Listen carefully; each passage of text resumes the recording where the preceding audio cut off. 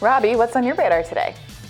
Well, Joe Biden was elected president with a clear mandate to break from the elite D.C. foreign policy consensus of endlessly involving the U.S. in regime change wars across the earth. Biden isn't alone in that. His two predecessors, Donald Trump and Barack Obama, under whom Biden served as vice president, were both elected with similar mandates. The American people's willingness to involve the U.S. military in the civil wars of foreign nations and to spend billions of dollars policing other countries' borders shot up following the 9/11 attacks, peaked in the middle part of the aughts under George Bush, and then rapidly subsided as everyone, Democrats and Republicans alike, realized that overthrowing Iraqi leader Saddam Hussein was a horrible mistake. Obama promised to get the U.S. military out of Afghanistan and was elected to do just that. He failed. Then Trump promised to do the same thing, and he also failed. Ultimately, Biden has finally delivered on this decade-old promise, getting the U.S. out of Afghanistan, albeit in disastrously mismanaged fashion. Now, you would think Biden might grasp that his voters want fewer wars, fewer foreign commitments. They want the focus here at home. And yet the Biden administration has committed the U.S. to providing defense to the nation of Ukraine, an entanglement that is rapidly becoming a proxy war with Russia and carries the constant risk of spilling into an actual war with Russia as we send arms to the Ukrainians and attempt, in vain, to throttle Russia economically. The cost for Americans who never chose this war is steep. Empowering Ukraine to continue this conflict is one of the many causes of inflation and high gas prices. It would be reasonable for the American voter to wonder how much longer the Biden administration plans to continue this war effort. There's little appetite for it among frustrated, economically weary, working-class Americans.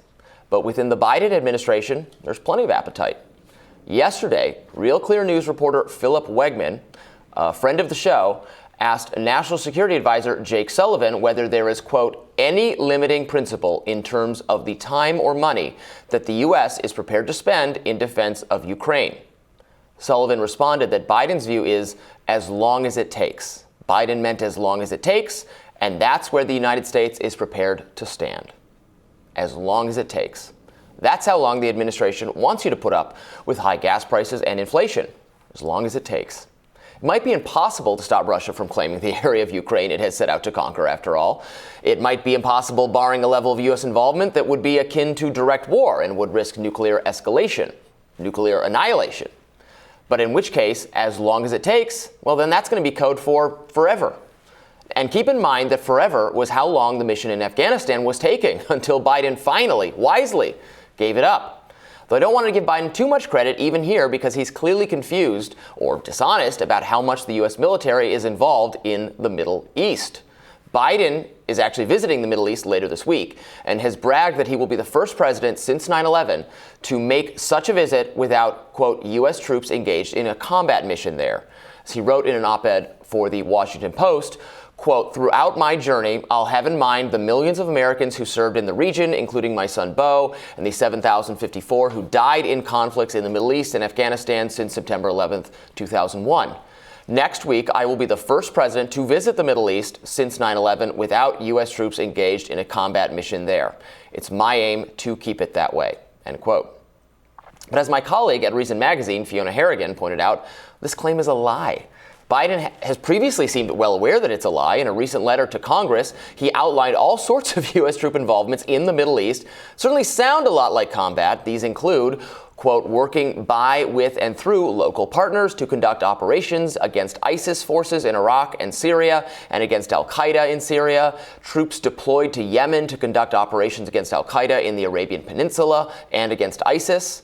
In Saudi Arabia, there are 2,733 U.S. troops defending, quote, against hostile action by Iran and Iran-backed groups and providing air and missile defense capabilities.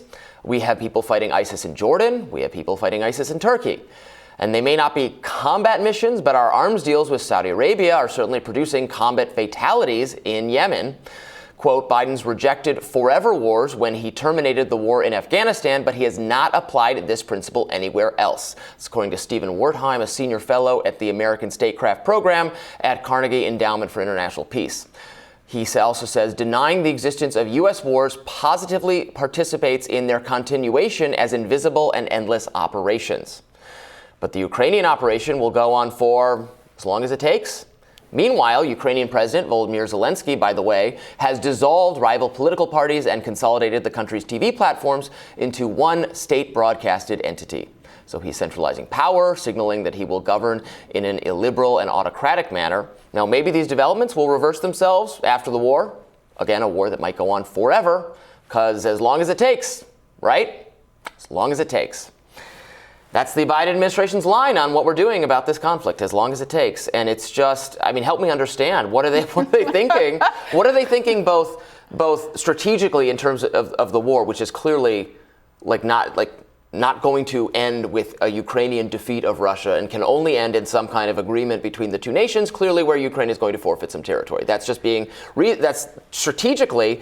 And then also, why is this their strategy given how fed up the American people are with it? Robby, asking me to translate what's going on in the mind of the average Democrat, much less Joe Biden himself, is a tall order that I'm not sure I'm up to this morning. But look, it's politically ignorant. It's substantively and ethically ignorant. And I gotta say, I have been, since the beginning of this conflict, long before I had any kind of substantive knowledge about what precipitated it or what it was going to be like, asked guests on my show over and over and over again just to answer one question. It is, what is the metric? What is the rubric by which America is making decisions to get involved here and not elsewhere? Yes. Like, what is the reason? Because without being able to define why we're getting involved now and what the parameters of our involvement are, it was obvious to me that we were going to potentially end up in a place exactly like this. And this place, by the way, is one which, to your point, could lead to a direct conflict with Russia. Because what are we really saying? Are we really saying that America is going to be involved to do whatever it takes to prevent Russia from keeping these territories? And if that means that if simply sending arms and weapons to Ukraine isn't enough, and it won't what's the next step in that escalation? Right. American troop involvement, American boots on the ground, the kind of launching of weapons at Russians that can no longer have this veil of plausible deniability that it's not coming from the United States of America. That's war with a nuclear power, right? And the fact that it has taken to this point, since February, all of these months since February, for people even to be asking these kinds of questions is deeply frustrating to me as a journalist and as an American. And that Joe Biden seemingly understood that there was an appetite for withdrawing from Afghanistan, and that was something that he wanted to make a signal of his administration, something that he was going to do despite a lot of pushback from the Democratic Party. And then to turn around and do this, it's mind-boggling. And the only way I can try to understand it is to look to the choices that the administration has made in putting a former Lockheed Martin CEO as Secretary of Defense, of spending time and taking time out of his schedule to go and visit defense manufacturing companies in the United States, and clearly having a policy approach that benefits people who make weapons instead of the people who have to fight wars.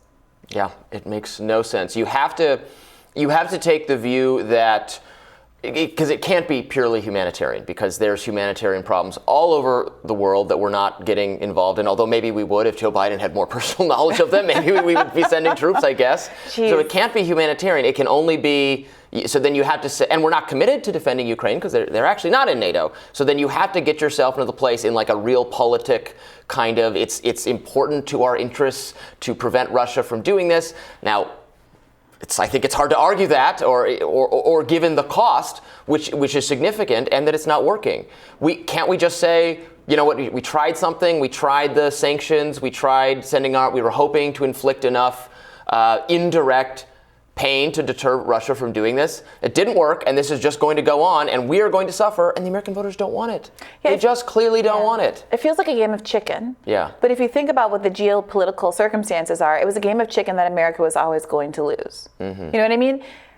The many experts, Andrew Kober and others who I've talked to, have pointed out the fact that Ukraine is of significantly greater strategic and military value to Russia. Their stakes are higher to have control in the region.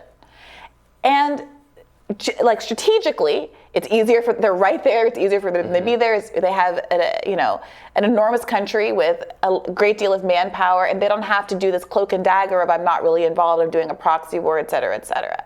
And the idea that we were going to send some billions of dollars in aid and weapons to Ukraine. And that was going to cause Russia to say, oh, never mind. And remember, this was all done in the context of the Western media pretending as though Ukraine was winning and there were valiant soldiers and that this was like a video game where they were going to vanquish all of the Russians from the territory. Right. And they've had to back away from some of that reporting as it just simply wasn't corroborated. It simply wasn't true. And Zelensky's consolidating power, doing all the kinds of autocratic things that we condemn when governments we don't like do it. Then when governments we're friendly with do it, like, well, what can we do? We have to work with some unsavory characters. But then it just the entire project of promoting our values or of fostering our values, democracy, liberalism, free speech, etc. in other countries, that ends up looking that commitment, that drive ends up looking very hollow and very sad when the countries were on their side end up squelching those things. Yeah. Democrats used to be an anti-intervention party. I remember coming up in college, my first opportunity on used to be. To vote during the Iraq War, and that was a central mobilizing policy point for people in the early aughts.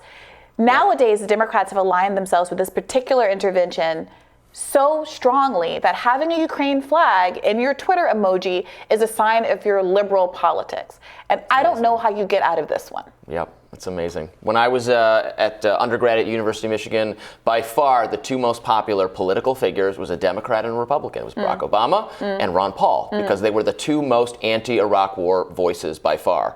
And that was what was animating people at the time. Now we live in very different times. We live in very different times indeed. Fortunately. Well, we'll have more Rising right after this.